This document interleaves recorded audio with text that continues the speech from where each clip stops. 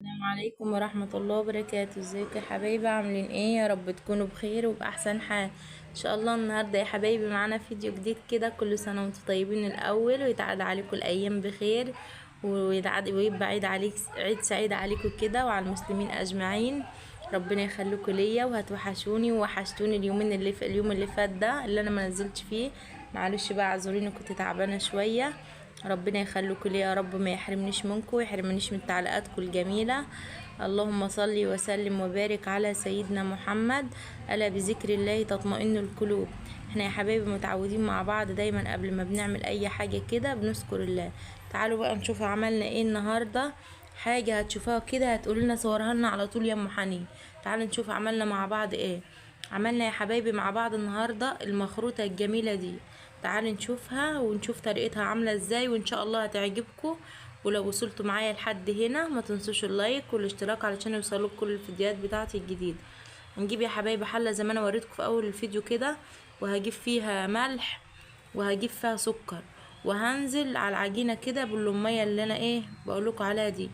بس اهم حاجة يا حبايبي لما بتحط حبة سكر كده بيديكي طعم جميل اوي حلو. شايفين يا حبايبي اهوت. وهنزل بقى على العجين واحدة واحدة يا حبايبي. العجينة بتاعت المخروطة ما بتكونش طرية علشان خاطر ما تغلبكيش في العمايل وهتتقطع منك بعد ما عملتيها. ايه يا ام حنين المخروطة اللي انت بتحكي لنا عليها دي؟ والله يا حبايبي لو شفتوها لا هتعجبكم. بصوا وهتقولوا لنا صورها معاكم على طول يا ام حنين. تعالوا اهوت. شايفين يا حبايبي وانا بعجن اهو، ايد رايحه وايد جايه زي ايه اللي بنعجن كده يا حبايبي؟ القرص. شايفين اهو. بعمل كده الاول ايد رايحه وايد جايه، وبعدين بقى هنزل اتنيني اعجن فيها لحد ما العجينه تنعم معايا وتبقى حلو. وحشتوني والله يا حبايبي اليوم اللي فات ده. معلش بقى انا ما صورتش معاكم. ادعوا له كده في التعليقات ربنا يشفيني يا رب ويتم شفيه على خير. وربنا يا رب يخلوكم ليا وما يحرمنيش منكم. وكل سنة وانتم طيبين، وتعاد عليكم الأيام بخير وعلى المسلمين أجمعين. ربنا يخليكم ليا يا رب ما يحرمنيش منكم. شايفين يا حبايب اهو. بتنيني أعجن في العجينة ديت لحد ما تنعم معايا وتبقى تشد كده وتبقى حلوة. شايفين يا حبايب منظر العجينة ما شاء الله لا قوة إلا بالله.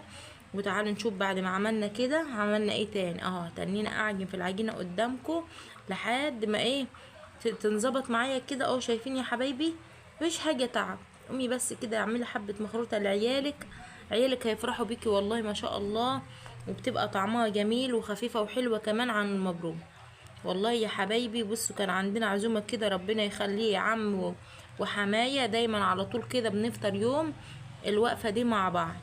لازم بنكون عاملين الاكل عندنا كده ونفطر مع بعض. ربنا يخليهم لنا يا رب، ما يحرمناش منهم، ما يحرمناش من دخلتهم علينا. وربنا يا رب يبارك له في اولاده ويخليهم له وما يحرمنوش منه وينجحهم له يا رب. ادعوا معايا كده يا حبايبي في الكومنتات عياله كلك في الثانوي ربنا ينجحهم له يا رب ويخليهم. شايفين اهوت يا حبايبي بعد ما قطعت اهوت العجينه. بصوا ما بقطعهاش كلها مره واحده علشان خاطر يا حبايبي لو قطعتها مرة واحدة هتضطر معاكي ومش هتبقى حلو. فانت بتعملي خمسة بخمسة كده علشان خاطر العجينة تنها معاكي طرية وحلوة اهوت. ودي السلفيدة هي ربنا يخليها لي يا رب، ما يحرمناش ويحرمنيش منها. بتساعدني كده. انتوا عارفين يا حبايبي ان احنا في بيت عيلة دايما كده ايد على ايد بتساعد. ربنا يخليها يا رب ما يحرمنيش منها. اهو بتعمل معايا اهو. كل سنة وانتم طيبين بقى، ويتعاد عليكم الايام بخير. ولو وصلتوا معايا لحد هنا ما تنسوش اللايك والاشتراك علشان يوصلوك كل الفيديوهات بتاعتي الجديدة. شايفين يا حبايبي اهي بوسع كده المكنه في اول مره علشان خاطر ما تتقطعش مني. وبعيد عليها يا حبايبي 3 مرات علشان خاطر العجينه تتدلك معاكي وتبقى حلو اهو. اول مره ديت بتبقى واسعه، وتاني مره بتضيقيها، وتاني مره بتضيقها شويه اكتر اهو. شايفين يا حبايبي هي العجينه بعد ما فردتها معاكم اهي الخمسه اللي انا عملتهم. بس لازما يا حبايبي تحطوا عليها دقيق كده علشان خاطر ما تلزقش منك وتتقطع منك. هو الدقيق يا حبايبي دي انت بتنخليه تاني وانت بتحطي، وانت بعد ما بتخرطي المخروطه كده وتيجي تحطيها في الحله انت بتكوني حاطه المخروطه ديت في غربال او كده. فانت بتهزي منها الدقيق دي تاني، يعني الدقيق ده ما بيروحش في حته اهو. دي شايفين اهو يا حبايبي شكل المخروطه بعد ما كررتها هي في المكنه ديت الوش الاخراني اهو ما شاء الله. وحطيتها في الحله هي يا حبايبي. اقول لكم سر يخلي المخروطه بتاعتك حلوه وما تبقاش لازقه في الحله يا ام حنين؟ لازم تعوصي يا حبيبتي الحله زيت علشان خاطر اما تيجي تهز المخروطه كده وتفضيها ما تكونش لازقه في الحله. شايفين اهي يا حبايب المخروطه بعد ما طابت ما شاء الله لا قوه الا بالله. اهي بعد ما طابت اهي فضيتها معاكم في الطبق كده علشان خاطر هنعمل ايه بقى دلوقتي. هنكون عاملين الشوربه. انتوا شايفين عارفين يا حبايبي ان احنا ايه بنعمل الشوربه مع بعض كل مره. بس معلش بقى معرفتش اصور لكم الفراخ وهي في الحله علشان خاطر النور كان طافي، سامحوني بقى. اهو شايفين يا حبايبي شكل الشوربه وجمال الشوربه ما شاء الله لا قوه الا بالله. شايفين يا حبايبي الشوربه صفرة ازاي ما شاء الله لا قوه الا بالله. اهوت هنجيب بقى الصحن كده الطبق ده وهننزل بيه على المخروطه. هنرد المخروطه ديت يا حبايبي كل ما تديها شوربه بتحلو معاكي وتبقى طريه وباين فيها السمن. اهو شايفين يا حبايبي ما شاء الله. وهتنيني اقلب كده فرفطه اهي قدامك اهوت ما شاء الله علشان خاطر تشرب الشوربه وتبقى كلها فيها شوربه.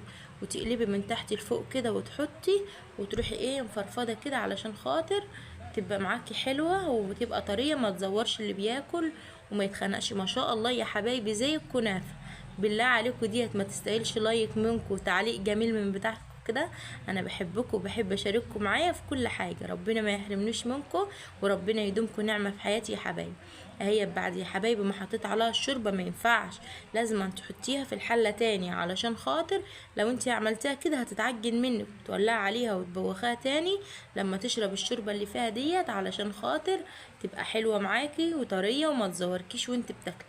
تعالوا بقى نعمل حبه لسان العصفور كده. لازما بنعمل حبه لسان العصفور واحنا عاملين مخروطه او مبروم. ايه اللي هيبلع المخروطه او المبروم؟ حبه لسان العصفور اللي احنا بنعملهم. بصوا يستاهلوا بقكم. اهوت نزلنا اهوت بكيس لسان العصفور وحطينا حبه زيت في الحله كده وهوت نزلنا بكيس لسان العصفور.